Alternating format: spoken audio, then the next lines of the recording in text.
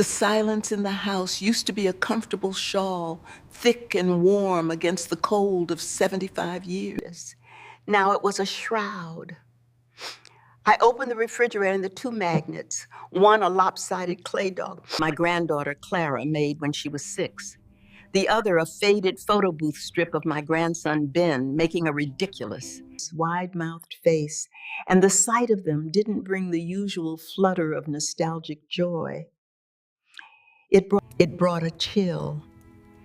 The photo strip was still crooked from where I'd bumped it 2 weeks ago. And neither of them had called to complain about my clumsy alignment. This was the strange, sickening new normal. No calls, no texts that were simple enough for me to decipher and reply to with a thumbs-up emoji. No sudden, bright-voiced requests for a ride home from school or an impromptu sleepover that ended with burnt toast and sticky maple syrup. Nothing. For 3 months, the feed had gone dark. It started subtly. The way a fever begins. A missed Sunday call, then a 3-day delay on a birthday text. Now, it was a complete, echoing void. I picked up my iPad, the gift Jason and Laura had pushed on me last Christmas, a complicated window I was meant to use to keep my mind sharp and my world wide. I navigated the familiar blue square of the messaging app. My finger hovered over Clara's contact, an Apple emoji beside her name, me. Hi, sweetheart. Is everything all right? Grandma hasn't heard from you in a long time. I sent it. The little circle next to the message, the one that used to turn blue almost instantly, confirming delivery and readiness for reply, just spun. It spun the way sand does in a neglected hourglass, slowly, endlessly, uselessly. I tried Ben. He was 17, all contained energy and quick wit, often communicating only in memes and cryptic abbreviations, but he always replied to my simple inquiries. Me, Ben, dear, call me when you can. Worried about you. Love, Grandma. Spin, spin, spin. It was too organized to be coincidence. Teens were notoriously inconsistent, yes, but not in perfect synchronicity. They were separate planets, drawn by the sun of their own young lives, yet suddenly, their orbits had aligned into a perfect, synchronous silence. It felt deliberate, like a carefully calibrated dam holding back a flood I didn't even know existed. The fear, that cold, invasive kind that only a parent or grandparent knows, began to pool in my stomach. Was it me? Did I say something at Thanksgiving? Was it the time I tried to help Clara with her college essay, and she snapped at me with the sudden, harsh authority of youth? Was it the endless, quiet war I'd been fighting with Laura? Ah, Laura. I walked to the kitchen window. The rain had started, a thin, silver sheet blurring the outlines of the oak tree in my backyard. I watched the movement of the leaves, reflecting the frantic, silent movement of my own thoughts. Laura, my daughter-in-law, a woman of sharp edges and controlled movements, had always viewed me with the subtle suspicion of a border guard. She was 38, a generation that spoke a different emotional dialect. Believing in boundaries I found artificial, and therapy I found self-indulgent. Our relationship had always been a series of polite, strained negotiations for Jason's and the children's time and affection. I finally called Jason, not because I expected an answer, but because I needed the relief of hearing his voice, even his recorded voice, telling me he couldn't come to the phone right now. The line rang for times. Then Jason's voice, warm and familiar, but oddly hurried, answered, "Mom, is everything okay? I'm just on the way to a meeting." The sheer normalcy of his tone was a shock. It was the voice of a man unaware his mother was currently living in an emotional vacuum, created by the absence of his children. Jason, no. Everything's not okay, I said, the words coming out drier than I intended. I haven't heard from the kids. Not a single text, not a call, not an email in months. I messaged them both just now. Nothing. What is happening? A pause. A significant, heavy pause, filled only by the distant, muffled sound of traffic and Jason's uneven breathing. The silence was less the answer and more the terrifying precursor to it. Mom, he started, his voice lowering, turning private. Look, I know. They're just busy. You know how it is. Clara has AP exams. Ben's distracted with college applications. They're teenagers. They don't communicate well with the old tech. A lie. A paper-thin fabrication that insulted my intelligence. I felt the familiar, hot rush of anger mixed with a devastating sense of being erased. Jason, I messaged their iPads. I sent a text. It didn't even deliver. I think I've been blocked. The quiet returned. This time deeper, heavier. It was a silence filled with truth. Jason, I pressed, my voice a sudden whisper of realization. Did Laura? Is she behind this? The sound he made next wasn't a word. It was a sigh, a deep, paternal, exhausted release of air that said more than any shouting match ever could. It was the sound of a man caught, not between two women, but between a lie he was forced to uphold and a truth he knew would break his mother's heart. Mom, I have to go. I'll call you tonight. We'll talk. No, Jason, we will talk now. Tell me what she told them. But the line was already dead. The dial tone that high, insistent electronic whine was the last sound I heard before the silence returned, heavier and sharper than before. And I didn't know then that this single moment would change everything I thought I knew about my life. I stood by the window long after the call had ended, my fingers tracing the condensation on the glass. The deadline had not brought resolution. It had confirmed my deepest, ugliest suspicion. Jason's non-denial was the confession. Laura had drawn a line in the sand, and my grandchildren, young and impressionable, had been used as stakes to mark the boundary. The word came to me, sharp and bitter, toxic. That's what Laura had called me before, in the sterile air of a holiday dinner, under her breath, yet loud enough for me to catch the cutting edge. We just need a little less of your toxic interference, Patricia. What was toxic? My insistence that Ben learn to tie a proper Windsor knot. My gentle criticism of Clara's perpetually stressed demeanor, suggesting she spend less time on screens. My very presence.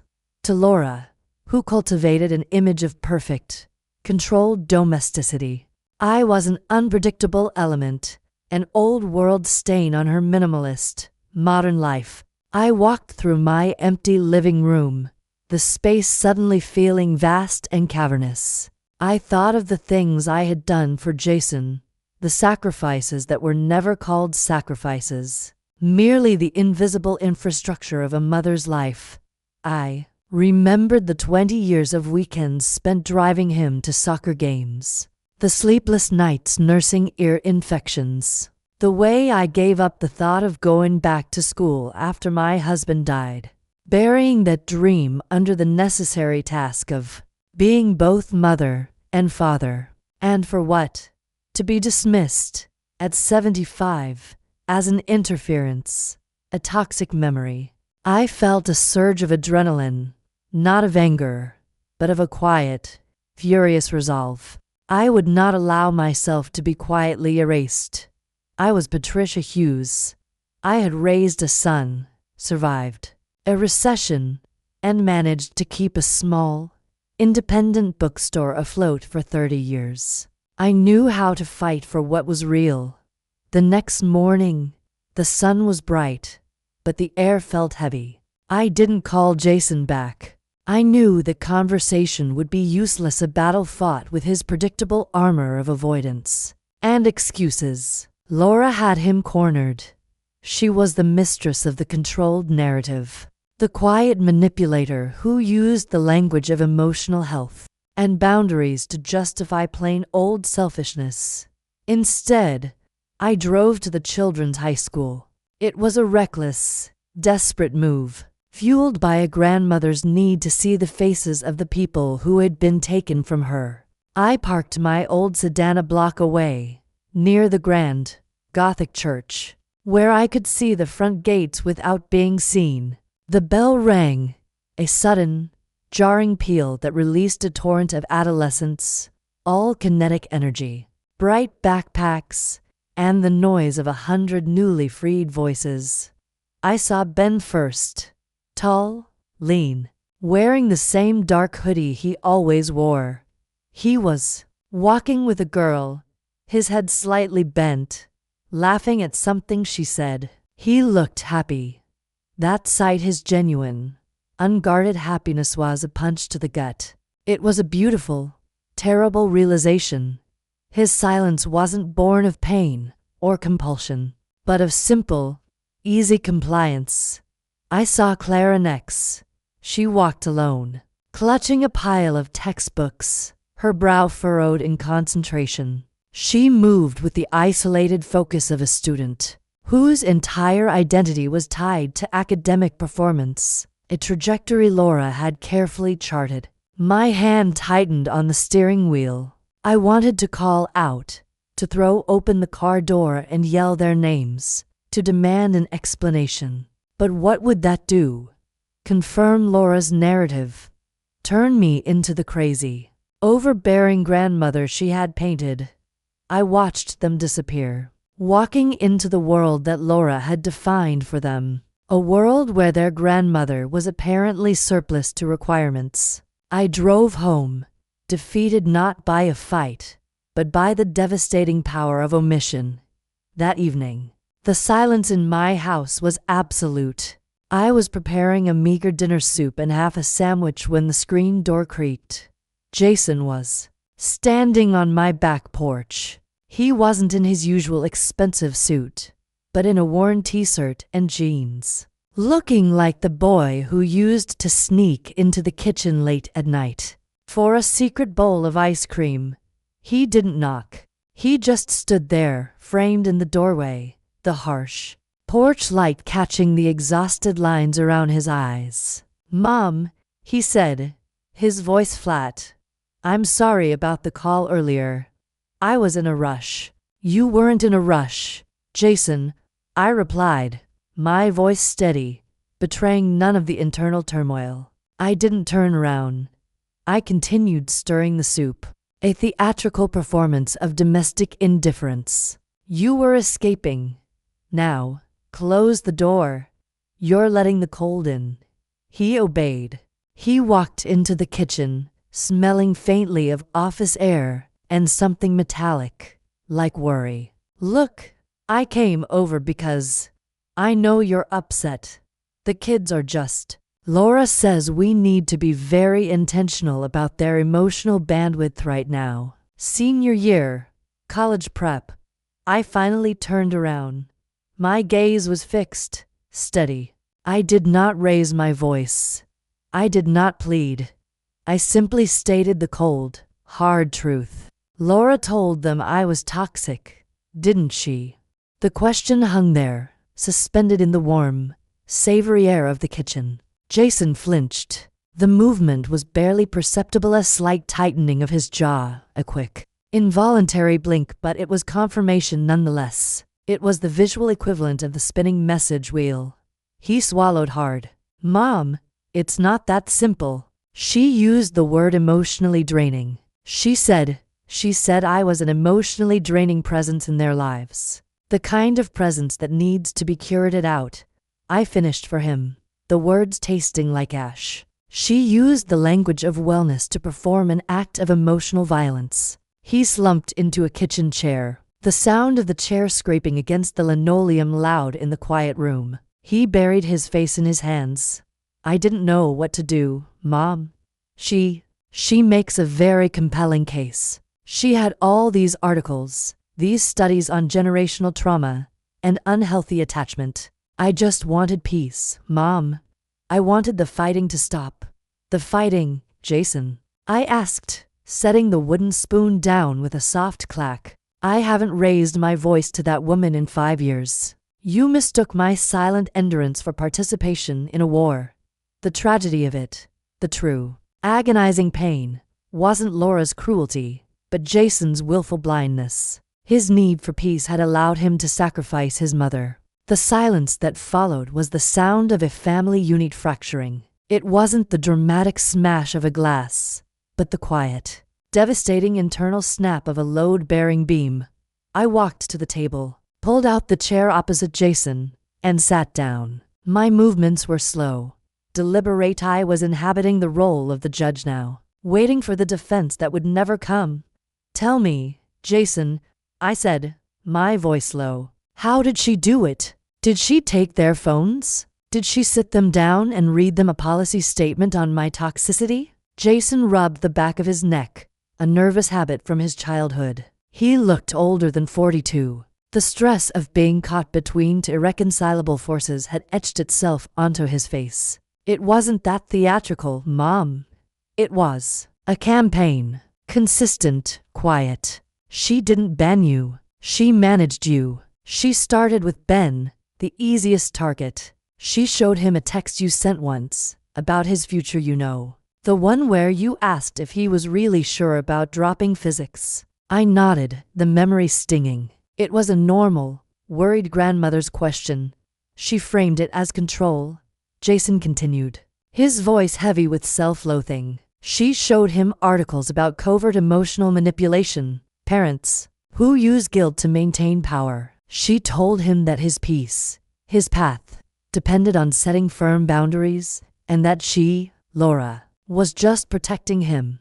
A cold, cynical realization washed over me. Laura hadn't just maligned my character. She had weaponized the modern language of self-care and mental health to justify an act of complete emotional isolation. It was brilliant, sinister, and completely effective.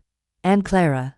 I asked. My granddaughter was the sensitive one, the artist, the one who cried when the fictional dog died in a movie.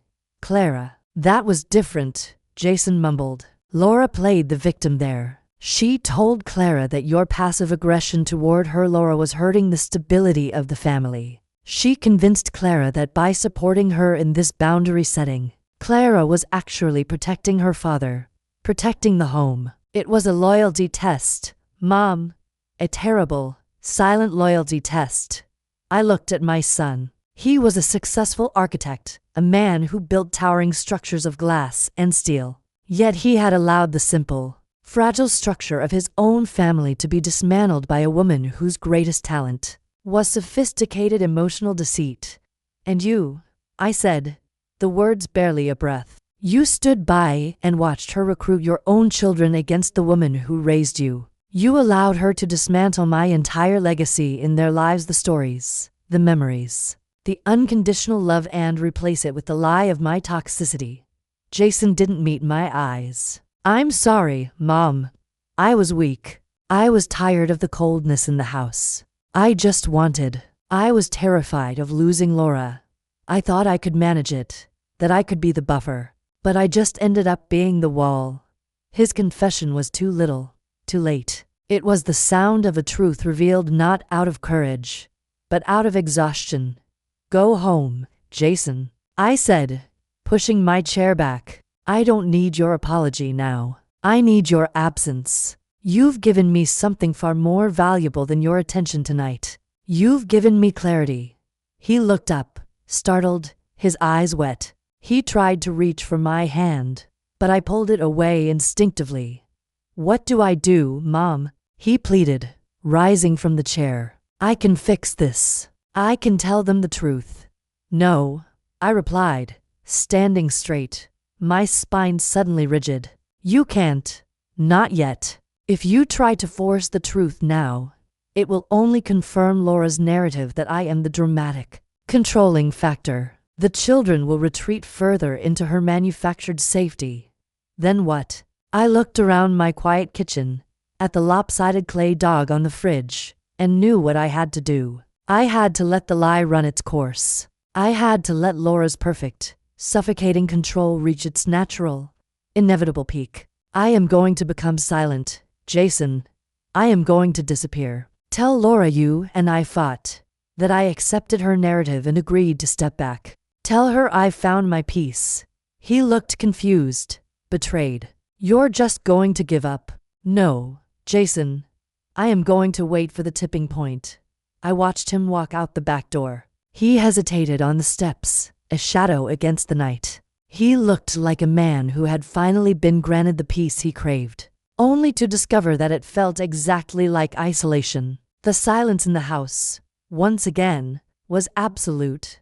But this time, I wasn't listening for the lack of connection. I was listening for the sound of the coming storm. My heart, which had felt like a withered thing, suddenly felt alive with a single, electric purpose. The next 3 months were an exercise in deliberate emotional starvation. I became the ghost Laura wanted me to be. The phone did not ring. The messages remained undelivered. I spent my days performing the small, quiet rituals of a single life. Gardening, reading, tending to my small world. I stopped talking about Jason and the children to my friends. When they asked, I used the same clipped, measured language Jason had used. They're busy. Senior year, lots of boundaries being set. It's a generational thing. The lie felt heavy in my mouth, but it served its purpose. It maintained the surface illusion of calm, giving Laura the victory she desperately craved. But beneath the surface, I was engaged in a deep, internal kind of espionage. I was reading, not books, but the patterns of human behavior. I studied my son's life from a distance. I followed his work online, noted the few times he posted something benign on social media, picture of a new building, a rare photo of a dinner out with Laura, never with the children. The strategy of silent endurance was painful. It required me to sit with the crushing loneliness and the constant urge to call, to force a confrontation, to scream the truth. But I held back, guided by the cold, clear logic Jason had revealed. A direct attack would only reinforce Laura's control. She was a master of turning conflict into confirmation of her own victimhood. I knew that absolute control, like any extreme pressure, was ultimately unsustainable. Laura's manipulation required constant vigilance, constant maintenance of the narrative. Eventually, she would overplay her hand. Emotional contrast was the key.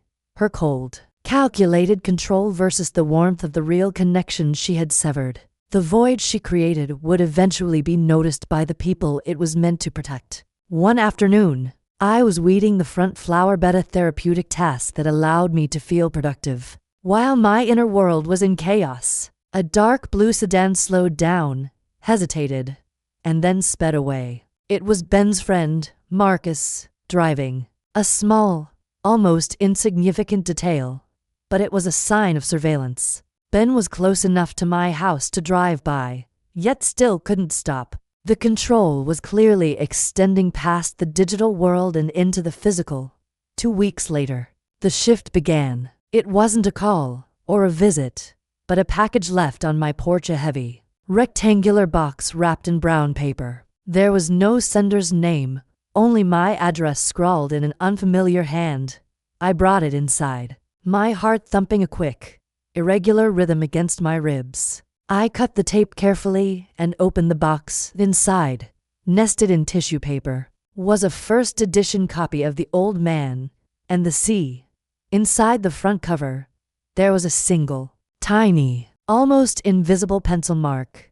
The letter C, Clara. We had read that book together the summer she was 12. She hated the ending, hated the pointless, exhausting struggle. I had told her the struggle was the point, that Hemingway was writing about the nature of existence. Not just fishing. She'd argued with me for an hour. The book wasn't a confession. It was a breadcrumb. It wasn't a text. It was an artifact smuggled across the enemy lines of my daughter-in-law's control. It was a cry for connection hidden in plain sight. I knew immediately that this was a risk for Clara. Laura would have seen the purchase on a credit card statement, or found the book itself. This was a statement of silent rebellion. I didn't call Jason. I didn't send a text. I sat with the book in my lap, feeling the texture of the old paper, the faint, musty smell of age and ink. How do you respond to a smuggled message of the heart without compromising the smuggler? I went to my desk and pulled out my old stationery. Not the nice, modern stationery Jason had given me, but the thick, cream-colored paper with my own delicate, outdated monogram. I wrote a letter to Clara. Not a letter of confrontation or accusation, but one of pure, uninterrupted memory. My dearest Clara, thank you for reminding me of Santiago. He taught me something important that summer.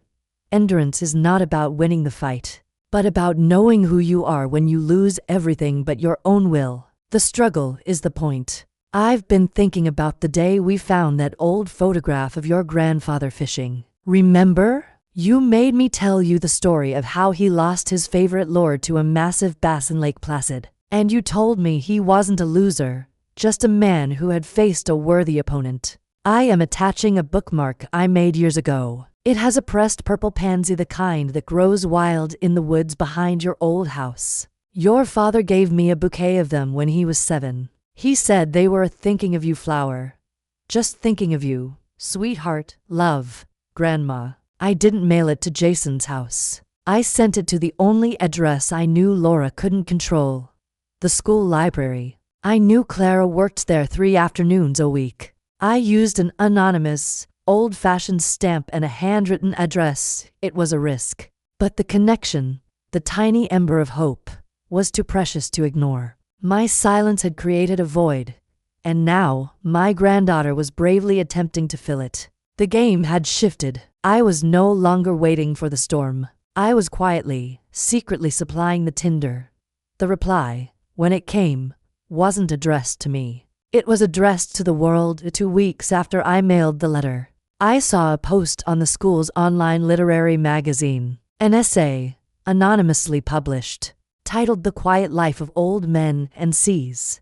The prose was tight, the voice distinctly Clara's, but the themes were unmistakably mine: the silent integrity of struggle, the difference between winning and enduring. The essay was a triumph of subversion, a public acknowledgement of the secret line of communication we had established. I felt a rush of warmth, followed by a cold, sharp dread. If I saw it, Laura, who monitored Clara's online presence with the ruthless efficiency of a corporate auditor, would surely see it, too.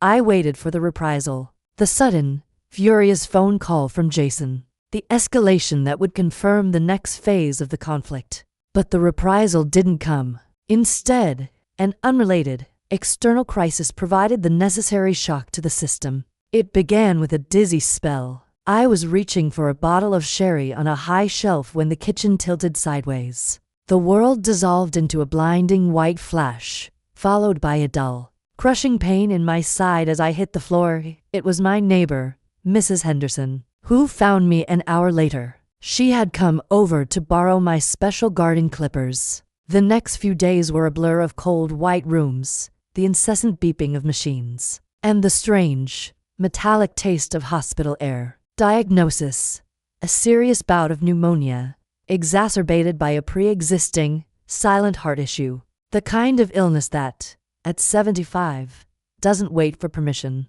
Jason finally showed up on the second day. I was propped up in the bed, tethered to an pole, feeling utterly small and vulnerable. He walked in, dressed in a wrinkled shirt, his hair disheveled, and the sight of him, his face a mask of shock and guilt, was the first thing that felt genuinely real in months.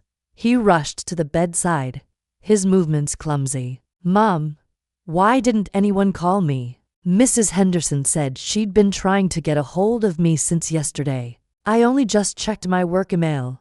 I didn't tell her to call you, Jason." I whispered, my throat dry and scratchy. And I didn't tell her not to. I am an adult. My medical status is mine. He sat down, his head bent, his hands gripping the metal railing of the bed. This is my fault. I shouldn't have been so distant. I should have checked on you. Jason, I said, a faint smile touching my lips. The pneumonia is the universe's fault. The distance, however, is yours. He looked up, his eyes bloodshot. The guilt in them was raw, unmanaged. I need to call the kids. I need to tell them they need to come see you. No, I said, my voice surprisingly firm. You will not. You will not use my illness as a guilt trip or a weapon. If they haven't asked about me, if they haven't tried to call you to check, then Laura has done her job too well. Let the silence stand. I will not have my own suffering used as a tool of emotional manipulation. He looked completely broken. But, Mom, they need to know. What if? He couldn't finish the sentence. What if I die, Jason? I finished for him, the words tasting clinical. Then Laura wins the final battle of the narrative. No, you stay. You look after your mother. And you think. Just think about the peace you purchased, and the price I am currently paying for it. He stayed. He looked out the window, avoiding my gaze. He tried to read a newspaper but kept rubbing his forehead. The guilt was a heavy, visible cloak. Later that evening, the nurses stepped out, and Jason took a call in the hallway. I heard the muffled, intense whisper of his voice. I assumed it was Laura, managing the crisis, calculating the optics of his absence from home. But when he returned, his face was pale, his hands shaking slightly. He didn't look at me. He looked at the floor, then the wall. He picked up his coat from the chair, then put it back down. What is it, Jason? I asked. He walked over to the four-pole and gripped it with white knuckles. His voice, when it came, was a tight, controlled hiss of sudden, shattering realization. She called. Laura. She wasn't worried about me. She was furious. Not because I was here, but because the kids know I'm here. She said Clara saw me leave and asked where I was going. And Laura told her I was out of town for a conference. And Clara just looked at her and said, Grandma is in the hospital. Mom, Ben just saw it on Mrs. Henderson's neighborhood alert site. Jason let go of the pole, turning to face the window. His shoulders slumped. Laura went ballistic. She said I was destroying her carefully managed emotional equilibrium by not telling her I was coming here. She said I was being covertly passive-aggressive by not giving her notice. She didn't ask about my mother's condition. Not once. She just talked about her own control being compromised. The shock wasn't the revelation of Laura's cruelty. That was established. The shock was the unraveling of Jason's denial. And then, Jason said, turning back to me, his eyes wide and dark, she said something else. Something about you. She said, this is exactly what she does, Jason. She uses her health as a performance to get attention. She's a martyr. She is gaslighting us. He stared at me, truly seeing me for the first time since he entered the room, a frail, sick old woman, dependent on tubes and machines. His wife had just accused his gravely ill mother of faking her condition for emotional gain. She used a word I didn't even know. Mom, he whispered, a tremor in his voice. She was describing you to her own husband, using clinical terms to justify abandoning you. And I realized, that's what she's been doing for 2 years. Not just to you, to me. She's been managing me. The tipping point had arrived, not by my design, but by Laura's overreach. In her rush to maintain her perfect, clinical narrative, she had exposed the true, ugly calculus of her control. Jason stayed in the room, anchored there by a sudden, terrifying clarity. The air between us was thick with the weight of his belated realization. It was the moment a deep-sea diver, accustomed to the muted pressure of the abyss, unexpectedly surfaces into the blinding, chaotic light. She told me I was avoiding confrontation with my mother because of my deeply rooted filial guilt. He confessed, sitting down again, the chair squeaking under his weight. She said I had to stop sacrificing her emotional safety for the sake of your historical needs. It sounded so reasonable, Mom. The language of therapy, of self-preservation. It was like armor against my own conscience. And now, I asked, watching the complex shift in his expression, the anger at Laura beginning to override the guilt toward me. Now I see the price of that armor, he said, nodding toward the four-pole. The price of my peace was your isolation and your health. And the armor was a lie. She wasn't protecting me. She was protecting her control over me. She needed me compliant, quiet, and dependent on her narrative of what was right and wrong. The silence returned, but this time, it was an ally. It was the sound of a man processing a truth too large to be contained in simple words. She's been triangulating the entire family, Jason said, the terminology falling awkwardly from his lips. She makes me the victim of the children's needs. You the perpetrator of my emotional issues, and herself the sole, benevolent healer who holds the keys to the entire house. And you let her, I said, not as an accusation, but as a quiet statement of fact. Yes, I let her, because the alternative was confrontation, and Laura specializes in making confrontation feel like existential failure. I was afraid of losing the perfect life we built. But was it perfect, Jason? He looked around the sterile room, at the plastic flowers in a cheap vase, at the faded photograph of my late husband on the bedside table. No, it was silent, controlled, and it cost me my children's true opinion of their grandmother, and nearly cost me my mother. It was a profound moment, a scene of raw psychological reckoning. My son, the man who had abandoned me, was finally seeing the architect of his own betrayal. The kids, Mom, he said urgently. I need to talk to them. I need to explain everything. Tell them the truth. You can't, I repeated, the same quiet certainty in my voice. Not yet. You will ruin everything. Laura has built her case on the idea of my overbearing interference. If you rush in now, armed with a sudden, dramatic confession, you will confirm every one of her fears and narratives. You will become the dramatic co-conspirator. Then what do? You go home, I said, closing my eyes, suddenly feeling the weight of the illness return. You go home and you act normal. You let Laura believe she still has the upper hand. You let her believe my illness was a distraction, not a pivot point. You let her believe her control is absolute. He looked horrified. You want me to lie to her? No, Jason. I want you to start telling the truth by telling her nothing. You will wait. You will watch. And you will look for the precise moment when her mask slips again. She won't be able to stop herself. The temptation of absolute control is too great for a person like that. My words were a strategy, but they were also a desperate gamble. I was trusting the sudden, fragile clarity of my son against the tested, established manipulation of his wife. He leaned in close, his voice thick with emotion. I won't leave you here alone. I'll stay in a hotel nearby. No, I insisted, shaking my head slightly. Go home. Be the patient, quiet husband she thinks she controls. That is your mission. I have Mrs. Henderson to visit, and a stack of books to read. I have endurance. You need to cultivate patience. He kissed my forehead, a soft, hesitant press of his lips that felt like the return of a 20-year-old memory. He didn't speak again. He just turned and walked out of the room, leaving me alone with the beeping machines and the quiet, terrible understanding of my family's hidden architecture.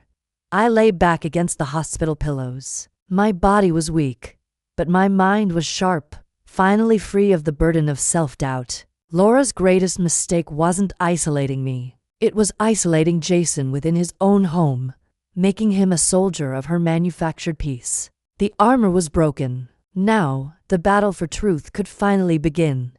The day I was discharged from the hospital, Jason was there. He wasn't overtly solicitous, maintaining the facade of the dutiful, yet emotionally distant, son. He helped me into the car, his movements stiff and formal, as if being observed. Laura sends her regards, he said, staring straight ahead as he drove. She suggests you take it easy. She said she's too busy managing the kids' schedules to visit, but she'll send the casserole. The lie was delivered with an unnerving smoothness. He was a good actor, a necessary skill for the domestic spy he had become. Tell her I look forward to it, I replied, my voice steady. The casserole, I knew, was a symbolic gesture of control, a way to perform care without having to provide actual presence. When we arrived at my house, he brought in my small bag of hospital clothes. He lingered, looking around the living room as if seeing it for the first time.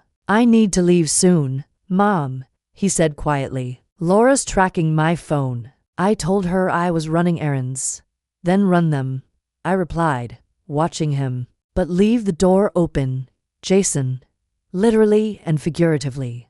Don't let her seal the house around you.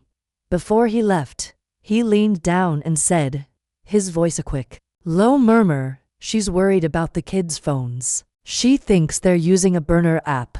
I'll check my office tablet when I get home. I have access to their network usage through the parental control software. It was a staggering admission of surveillance and a sign of his complete commitment to the counter-operation. He was using the tools of Laura's own control against her.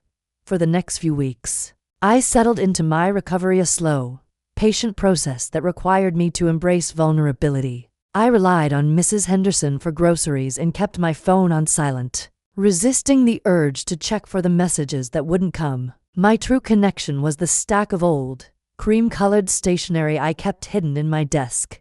The library was the nexus. Claire's earlier signal had been the key. I began to write letters, not just to Clara, but to Ben, too. Though his mode of communication remained unknown, I wrote about anything but the current crisis. I wrote about the past. To Ben, a detailed, funny account of a camping trip he took with his father when he was 8, where they forgot the tent poles and had to sleep under a leaky canoe. I closed the letter by saying, you learn then that true competence isn't about being prepared. It's about what you do when the canoe springs a leak. To Clara, a gentle memory of a favorite dress of mine, a simple blue cotton shift, and how I wore it the day I met her grandfather. I described the feeling of the sun on the cotton and the simple, unadorned pleasure of that day. I closed.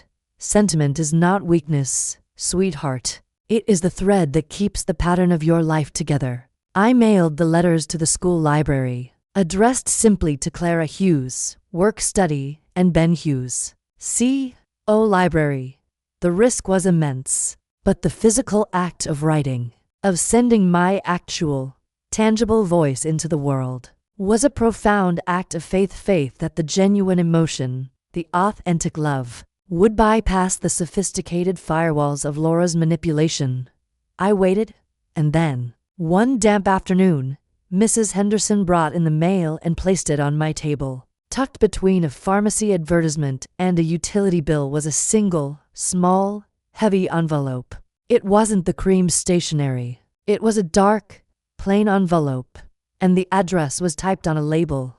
Inside, there was no letter. There was only a single photograph, a printed image of a vast, star-filled night sky, taken with a high-powered telescope, and on the back of the photograph, in Ben's unmistakable, block-lettered handwriting, was a single, cryptic sentence. The distortion is the problem, not the light. Ben, my pragmatic, scientific grandson, he hadn't sent a sentimental letter. He had sent a philosophical equation. He was acknowledging the truth. Laura's manipulation was the distortion. That was obscuring the light of our relationship. The emotional impact was immediate and overwhelming. They were not lost. They were not gone. They were simply imprisoned, and they were finding ways to signal their true position. Later that night, the phone rang. It was Jason. His voice was low, conspiratorial. I have something, Mom. I found it in the family server log, not on the phones, but on Clara's cloud account. They were using an encrypted email system, a private server. They called it the Hemingway account, only for emails. 2 from Clara, 2 from Ben, all about the books and the photographs. They're communicating, Mom. They're trying to find their way back. A wave of profound relief, mixed with a chilling awareness of the danger, washed over me. But here's the kicker, Jason continued, his voice tight with controlled fury. I found a draft email in Laura's private account. It was addressed to a family counselor.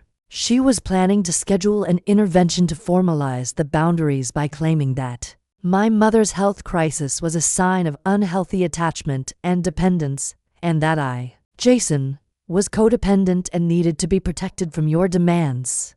The final, devastating twist. Laura hadn't just isolated me. She was preparing to use a professional counselor to legitimize the isolation, to provide the ultimate, irrefutable academic veneer for her cruelty. This was her final move, the legal and emotional sterilization of the family unit.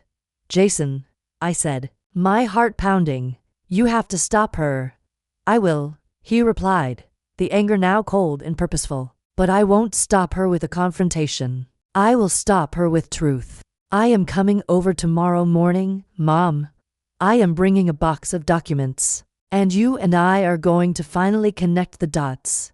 The next morning, the air crackled with a tension that was almost electric. Jason arrived not with a suitcase, but with a battered banker's box filled with files. He looked like a man who hadn't slept, but the exhaustion was mitigated by a terrifying, cold resolve. I called in sick, he announced, walking straight into the kitchen. I told Laura I had a stomach virus.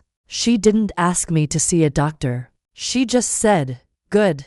Stay away. I don't have time to deal with your poor immunity. He placed the box on my kitchen table, the heavy cardboard scraping against the wood. This, I said, looking at the box, at the years of unspoken grievances and strange occurrences contained within. Let's connect them, Jason. He pulled out the first file, a bank statement from 3 years ago. Remember when I told you our financial advisor recommended a huge lump sum investment? I told you it was a joint decision. Yes, I replied, frowning. You were quite excited about it. It was Laura's idea, but that investment was contingent on her being the sole trustee and requiring a 3-year lock-in, with a massive penalty for early withdrawal. It wasn't about the money, Mom. It was about anchoring me, financially immobilizing me so I couldn't walk away easily. He pulled out another document, an email chain from his office. A year ago, I was offered a massive promotion and transferred to the London office. My dream job. I told you I turned it down because the timing was bad for Clara's application cycle. I remember. I said, my voice quiet. Laura was the one who fabricated the timing issue. She convinced me it would ruin Clara's chance at a top-tier US university. The truth is, the London offer put me far enough away from her support system, her family, her friends, that she would lose her immediate emotional and social power structure. She killed my career dream to preserve her proximity of control. The documents piled up, revealing a breathtaking pattern of manipulation, all disguised as prudent, self-sacrificing choices for the family. The gaslighting wasn't just emotional, it was infrastructural. The final item he pulled out was a printed, 2-page letter, tucked inside a plain manila folder. This is the worst part, he said, pushing the folder across the table. This is what she was going to use at the counseling session. I opened the folder. The document was titled A Statement of Concerned Boundaries and Familial Integrity. It was a meticulous, clinical summary of my life, written from Laura's perspective. It referenced my widowhood as emotional unavailability, my financial independence as rigid emotional armor, and my letters to the children as covert attempts to breach agreed-upon boundaries, indicative of a personality disorder bordering on sociopathy. The language was stunning in its cold, detached cruelty. She had taken every genuine, flawed, human aspect of my life and reframed it as a symptom of mental illness, a justification for my complete excision from their lives. Jason watched me read, his face drawn. She didn't just want me to stop talking to you, Mom. She wanted me to stop respecting you. She wanted me to believe you were an actual threat to the children's mental well-being. I closed the folder, the crisp paper making a sharp, final sound. I looked at Jason, my eyes clear. This is not just about me, Jason, I said, pointing to the documents.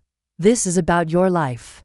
She didn't marry a man, she married a project. She didn't want a family, she wanted a captive audience.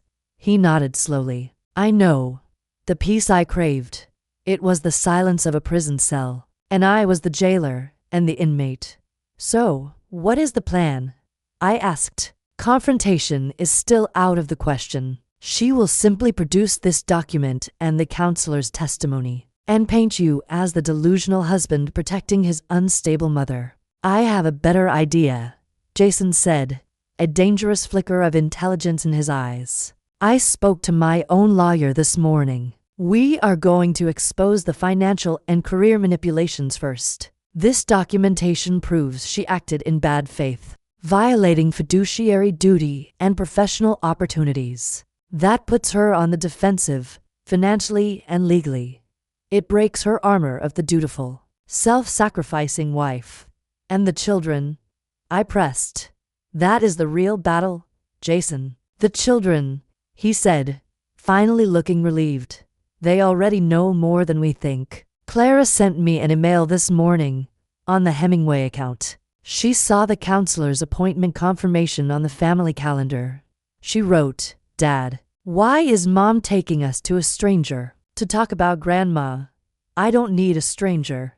I need to talk to Grandma. The purity of that line, the simple, devastating truth of it, brought tears to my eyes. The bond had held. The connection, built on books and memories, had survived the assault. We don't need to force the truth on them, Mom, Jason said, his voice now strong, decisive. We just need to remove the distortion. Once Laura is fighting a legal and financial battle, her attention will shift. The vacuum she created will remain, and you can fill it. On your own terms. Not with guilt, but with the letters. It was a brilliant, cinematic strategy. Not a single, noisy scene of confrontation, but a quiet, methodical dismantling of her control, followed by the silent, powerful return of the human truth. The confrontation Jason and Laura finally had was not the dramatic kitchen blow-up I had imagined. It was a sterile, controlled detonation in their attorney's office 2 weeks later. Jason, armed with the evidence of the fraudulent investment scheme and the deliberate sabotage of his London career transfer, filed for a legal separation based on financial malfeasance and emotional coercion. He didn't use the word toxic, but his lawyer used words far colder: premeditated financial manipulation and lack of spousal fiduciary duty. The legal framework was a distraction, a necessary smokescreen. Laura, whose identity was so tightly bound to her image as the competent, controlled matriarch, was thrown into a panic. Her focus immediately shifted from managing my toxicity to preserving her financial standing and public reputation. The silent shift was immediate and profound. Jason moved into a small, temporary apartment near his office, the house he had shared with Laura, the one built on the foundation of her quiet control, now sat empty, metaphorically and emotionally. Crucially, the parental control software came off the children's devices. Laura was too busy meeting with her own legal team to monitor network traffic. The surveillance ceased. The distortion was lifted. The first call came from Ben. It wasn't a call, actually. It was a FaceTime video, popping up one dreary Thursday afternoon as I was folding laundry. I stared at the screen for a full minute, my breath held tight in my chest, before I finally answered. Ben's face filled the screen. He looked tired, older than 17, and infinitely relieved. Grandma, he said simply, his voice cracking slightly. I'm sorry. About everything. About the silence. Hello, Ben, I replied, a wave of pure, unfiltered love washing away months of pain. It's good to hear your voice. I wanted to call. The whole time, he confessed, pushing his hand through his dark hair. I tried to tell Dad, but Mom would intercept. She made me change my password every week. He stopped, unable to articulate the full extent of the emotional prison. She built a wall. Dear, I finished gently, and you are climbing over it. He nodded, a flicker of his old, scientific wit returning. She had a whole narrative built around you being high conflict, that you would force emotional burdens on us. But I read your letter, the one I picked up at the library, about the canoe, and I realized she was the leak, Grandma, not you. The truth, coming from him, was a benediction. He hadn't been tricked, he had been managed, and now he was free. And Clara? I asked. She's in the room next door, doing homework. She's terrified of confrontation. She feels like she betrayed you by believing the narrative. Tell her she did what she had to do to survive, I said, a tear finally tracking a path down my cheek. Tell her a betrayal is a deliberate act of malice, not a coerced act of self-preservation. The next week, I had both of them over. Jason dropped them off, a carefully coordinated act that maintained the boundaries he now had with Laura. It was a strange, delicate visit. They didn't rush to hug me. They sat on my sofa, side by side, holding the remnants of their silence like shields. We didn't talk about Laura or the legal battles. We talked about Ben's college application essay he was now applying for astrophysics. No physics dropped. We talked about Clara's new watercolor technique. She was experimenting with light and shadow. At one point, Clara looked at me, her brown eyes full of a brittle, contained sorrow. Grandma, why didn't you fight back? Why did you just go silent? It was the crucial question, the moral knot of the entire story. I took her small, cold hand in mine. I didn't go silent, sweetheart. I went underground. Your mother-in-law's weapon was noise, the constant clamor of accusation and self-justification. My weapon had to be silence, because silence forces the enemy to reveal their own desperation. I knew that the minute she thought she had won, her own need for control would become her greatest weakness. And it did. She had to overplay her hand. So you waited? Ben asked, astonished. I endured. I corrected him. I endured the silence, the pain, and the fear, because I knew that an authentic connection, built on 30 years of love, could not be erased by 3 months of carefully crafted lies. The truth, eventually, always finds its way through the distortion. As the sun began to set, they left, their steps lighter than when they arrived. The visit hadn't been a dramatic reunion. It was something far more important, a quiet unburdening of the soul, a mutual recognition of the truth that lay beneath the narrative. The subsequent weeks saw a fragile, quiet restoration. Jason was navigating the slow, often painful process of divorce, a man shedding an identity that had nearly suffocated him. The children were frequent visitors, drawn to my house not out of guilt, but out of a need for the unconditional acceptance Laura's controlled environment could never provide. They found in my silence a permission to be imperfect. The story seemed to be heading toward the expected, nostalgic climax. The frail mother, vindicated and restored to her rightful place in the family home. Jason, seeing the toll the ordeal had taken on me, proposed exactly that. One Friday morning, he was helping me fix a stubborn kitchen cabinet hinge, a small, domestic intimacy that felt disproportionately large after the long separation. Mom, he said, setting down the screwdriver, his tone suddenly serious. I want you to come home. Come back to the house. I'm going to buy Laura out. Or we'll sell it and I'll find a new place.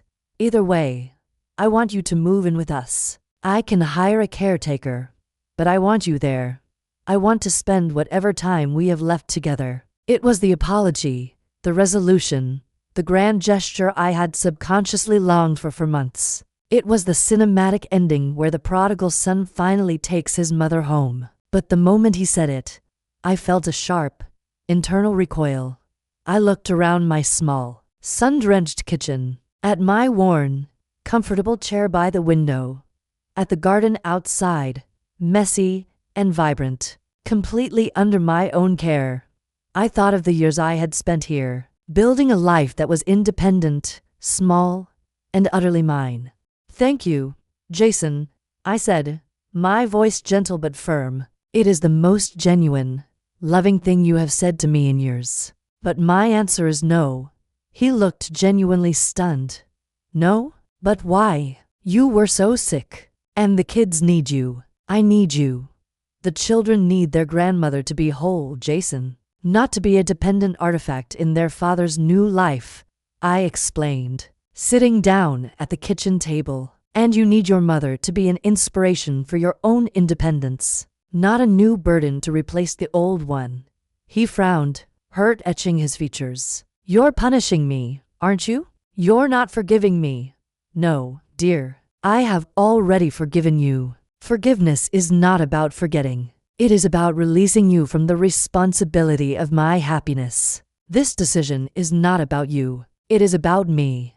I rested my hand on the scarred wooden table. Laura taught me something unintentionally valuable. She tried to make me invisible, disposable. And in that isolation, I found the core of my own endurance. I don't want to live in the shadow of the house where I was deemed toxic. Even if that shadow is now under your management, I want to live here, in the small, independent space where I learned to fight my own battle. I paused, allowing the truth to settle. "The kids don't need me under your roof. They need to see me thrive under my own. They need to know that life doesn't end in dependence, and that a single person, even an old woman, can reclaim her own narrative." I reached for the stationery box I kept tucked on the shelf. "I have a different plan for connection, Jason. A better one."